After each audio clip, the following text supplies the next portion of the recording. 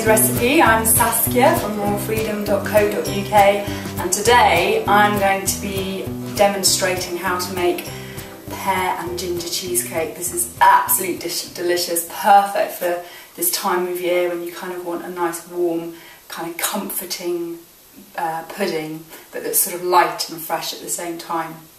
So the first thing we're going to do is we're going to make the base. So we're going to take 1 cup of almonds, these are just dried almonds, and half a cup of medjool dates. I've taken the stones out of these so they're ready to go.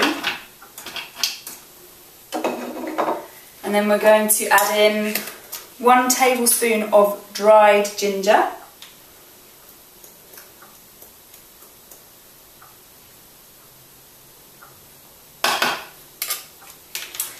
and 1/4 teaspoon of salt. Now I'm using pink Himalayan salt. For those of you that know me and have been following me for a while, you'll know that it's my preferred type of salt.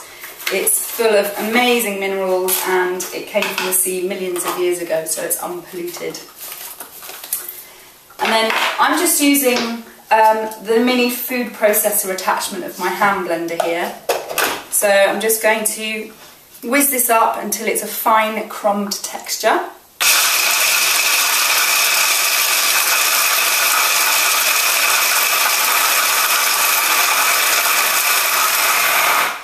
If you have a Blendtec or a Vitamix, you can grind your almonds first on a dry setting and then do this in a food processor, or you can chop your dates very finely. Alternatively, you can use pre-ground almonds and chop your dates very finely and mix it in with your spices. Essentially what you're getting is a slightly sticky base mixture.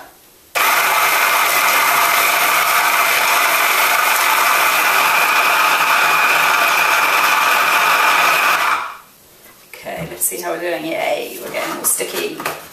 I absolutely love this hand blender. It's a Bosch one and it's 600 watts. I'm just seeing if I can see the model name. No, I can't, but it's the 600 watt one and it's brilliant. It comes with a wand blender as well. So now that we've got our mixture, I'm going to line a loose cake tin with some cling film. I mean, to be honest, you don't need a loose base cake tin for this. You can literally use anything with a flat bottom. I've used a quiche, a ceramic quiche dish before as well, so just use what you've got around. And the point of lining it with the cling film is that it's going to be easy to get out of whatever you are putting it into now, once it's finished. Okay, so you can just roughly line it, because essentially what you're going to do is you're going to use it to lift it up when it's all finished. And then add your base. And you can do this 2 ways. Either you can make quite a thick base and just squish it all down into the bottom, or you can actually push it up the sides as well to make more of a case. If you just push it into the bottom, this does make quite a sticky, quite thick, dense base. So I kind of prefer to do a bit of a side as well. So I like to have like a tart case. And you'll find that if you wet your fingers, it makes it much easier to shape it and spread it out. Otherwise it gets stuck to your fingers and it all comes away, which can be very frustrating. So just press it all in till you've got it nice and even. You've got it pressed up the sides. This cheesecake base is actually delicious on its own as well. You can make it into little energy balls and keep them in the fridge. They keep in the fridge for ages, so they're really good things to kind of make a snack out of. It's a bit like a kind of ginger nut, like a raw version of a ginger nut without the crunch. So I'm just going to move some of this mixture over to the side so we can get our case going. These, raw cheesecake is actually surprisingly easy once you get the hang of it. The most complicated bit is what I'm doing now, and it's not exactly brain surgery. You know, it just takes a little while to kind of work out how to press it up the sides, and once you've done that, then you're away. So now I'm just going to flatten out the base with my fingers. And the other thing is to make sure that you get right into the edges of your cake tin and make it relatively thin, because otherwise you can end up with a really thick bit of crust around the edges, which is quite heavy and dense, and it's nicer to have it a bit lighter. So just kind of work your thumb right into the edge where the side meets the base to thin it out. Okay. Once you're all relatively evenly spread out and you've got no holes in your base, you can then move on to your filling. So the filling that I'm going to be showing you today is it's the same one I use for all my cheesecakes, and what I tend to do is I change what the mixture is in the base and I change the mixture on the top to make different flavours, and it's brilliant because it's so versatile and so easy. Okay, so for your actual cheesecake mixture, we're going to take 1.5 cups of cashews. If you're using a hand blender, if you don't have a high-speed blender, then you can make creamier cheese in your cheesecake, cashew cheese in your cheesecake, by soaking your cashews for about 1 hour to 2 hours beforehand. And what that does is it just helps it to blend really nice and smoothly with your hand blender. It softens it up. Okay, so 1.5 of cashews. And then to that, we're going to add 2 tablespoons of vanilla essence. And I know that might seem like quite a lot, but it is amazing how you don't notice it once it's actually in the mixture. So 2 tablespoons. I generally use Nielsen Macy. They do an organic one of these as well, which I prefer. Nielsen Macy is spelt Nielsen. Macy is Massey, and it's my preferred brand of vanilla essence. So to that we are then going to add some coconut oil, which I've already pre-melted. So here what I've got is a bowl of, it's a plastic bowl which I've poured boiling water into, and then I've put my coconut jar into that to melt the coconut oil because it makes it much easier to work with.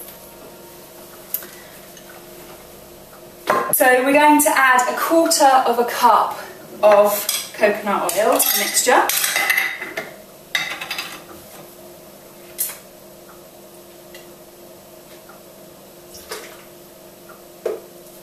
And we're also going to add 1/4 cup of lemon juice in a minute. But first of all, one of the things when you're doing a recipe that calls for zest and juice, make sure you zest first, because once you've juiced it, it's really hard to get the zest off. So what we want is 1 tablespoon of zest, and that generally equates to about 2 lemons. And when you're zesting, you literally want to just take the colour off the lemon, so don't grate down too far, because the pith underneath is actually really quite bitter. So you're literally just taking the top layer off.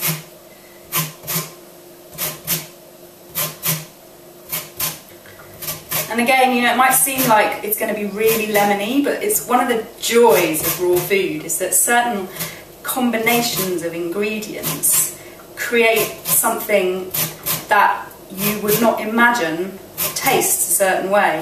And that's particularly true of anything that tastes like cheese. You mix these strange ingredients that you would never think tasted like cheese, and it tastes like cheese.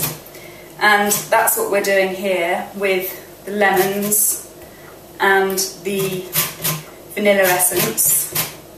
And we're also going to just add a little bit of nutritional yeast flakes. Nutritional yeast flakes you don't have to add them, they just kind of give a little bit of extra cheesiness to your centre mixture, to your cheese mixture. So you'll notice that I'm trying to be quite careful not to get the white pithy bit.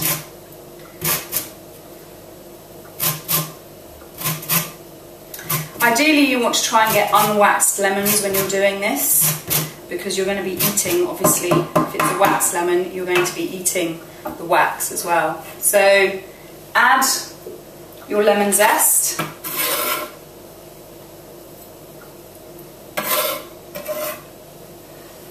And then to that, you're going to add half a teaspoon of nutritional yeast flakes. I'm using Engevita.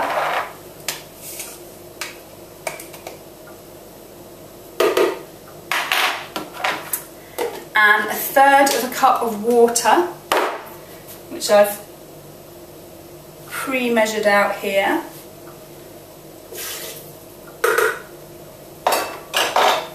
And 1/4 of a cup of lemon juice, as I said earlier.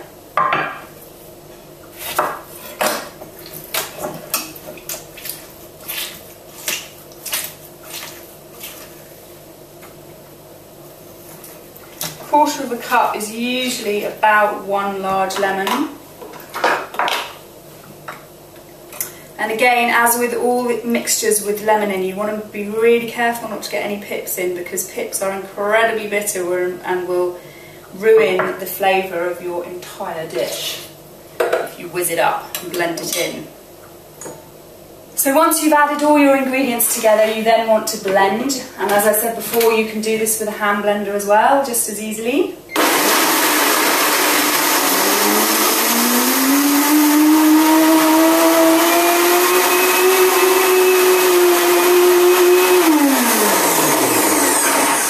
And you're aiming to get a really smooth and creamy texture, so I'm going to do that a little bit more.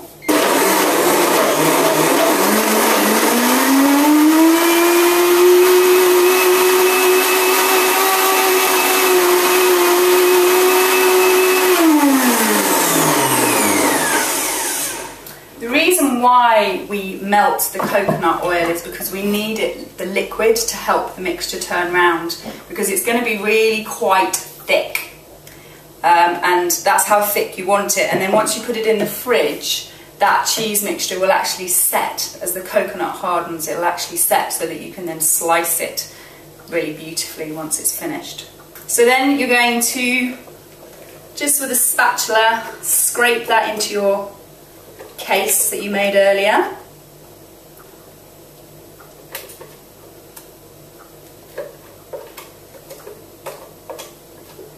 You can use different nuts to do this as well, so what you want is nuts that will go soft once they're blended. So things like Brazil nuts are really good as well, macadamia nuts. I prefer to use cashews because they're actually less rich than macadamias and Brazil nuts, and this is actually quite a rich pudding anyway, and I find those nuts too heavy.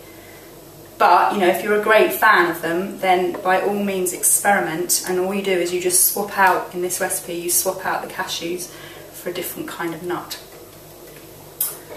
So then just smooth it out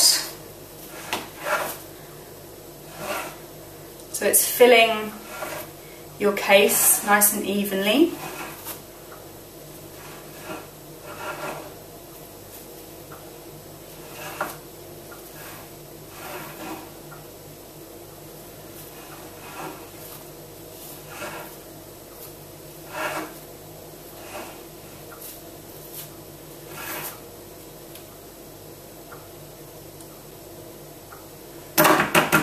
And then you want to put that in the fridge. So whilst your centre is in the fridge setting, you can then go on to make your topping. And so this is our delicious pear topping that we're going to make. And you want 1.5 cups of pear. We're going to put all of this in the blender. So just top and tail your pears, core them, and then just chop them into little bits so that you can measure it out.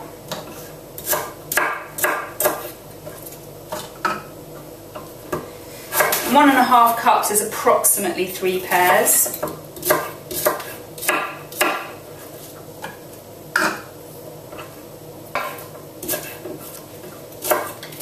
And you can use whatever kinds of pears you like, whatever's around at the time when you're making this.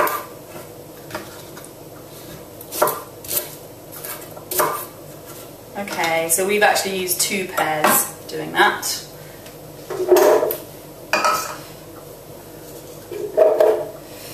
And so we're going to add 1/3 of a cup of coconut oil to our pears.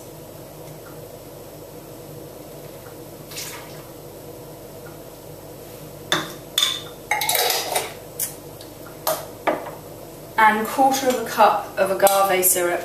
Now the only agave syrup, the agave syrup I try to use is the Detox Your World raw agave syrup. It's definitely my preferred brand, and I trust Detox Your World to actually be producing raw agave syrup. You know, I mean, I definitely don't, I notice that I don't get a blood sugar spike from this, which is why I use it, why I love it so much. And a lot of raw agave or agave syrups out there, people are using them, but they're actually cooked, and the way that your body reacts to cooked sugars is completely different to raw sugars. So, you know, try and avoid using agave syrup that you get from the supermarket and places like that, because it's actually been cooked. You want to actually go to somewhere like Detox Your World and order it online, look specifically for raw agave syrup or raw agave nectar. So we're now just going to blend this up till it's smooth and creamy.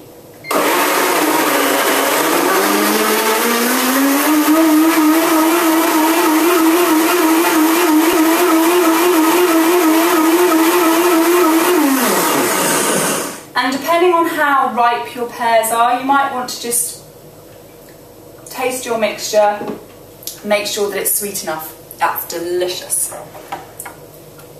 And I'm also going to add just 1 centimetre of ginger, just for that extra little ginger kick.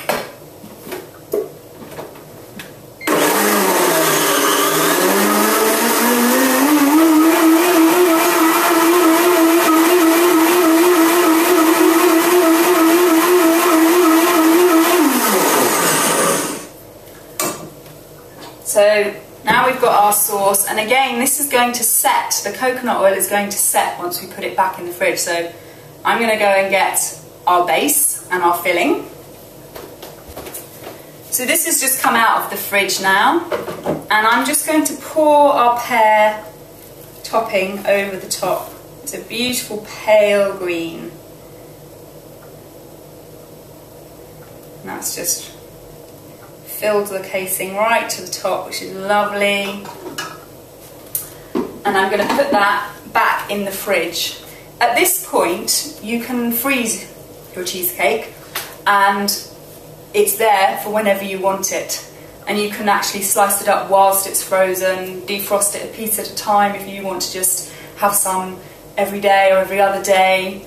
And it will last for quite a long time like that. It'll last for up to 3 weeks in the freezer. If you're going to put it in the fridge, you want to eat it within 3 days. But what I'm going to do is we're going to put this in the fridge to set, and then we're going to decorate it with pears. So for your pear decoration, we're just going to take 1 pear, and we're going to top and tail it. Just make sure you get all the black bit off. And cut it in half and then cut it in quarters. Cut out the core.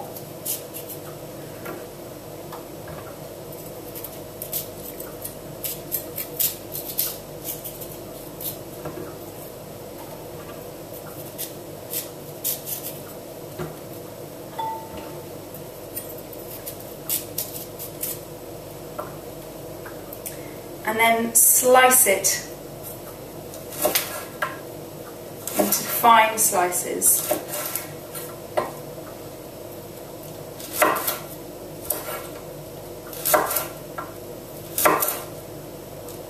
I always like to decorate the tops of my cheesecakes. You don't have to, It's purely personal.